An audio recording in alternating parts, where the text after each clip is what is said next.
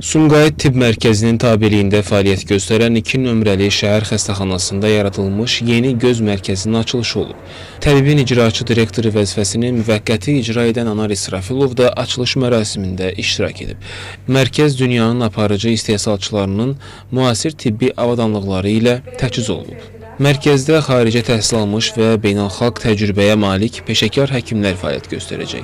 Burada 12-si həkim olmaqla ümumilikdə 35 nəfər tibb və qeyri-tibb işçisi vətəndaşlara müasir tibbi yanaşmalar əsasında ambulator və stasionar xidmətlər göstərəcək. Səudiyyə Ərəbistanında rezidentura təhsil almış və 10 ilə yaxın sahə üzrə fəaliyyət göstərmiş həkim oftalmoloq Leyla Qəhrəmanova göz mərkəzinə rəhbərlik edəcək.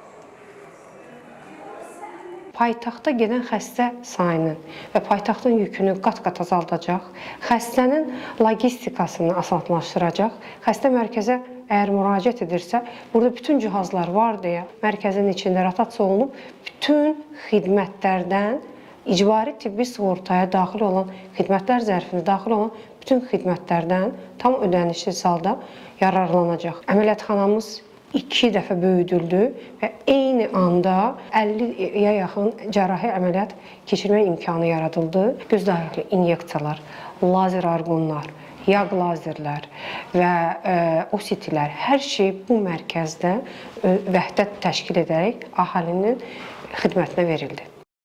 Qeyd edək ki, burada göstərilən tibbi xidmətlər icbari tibbi sığortanın xidmətlər zərfi çərçivəsində vətəndaşlara ödənişsiz əsaslarla təqdim olunur.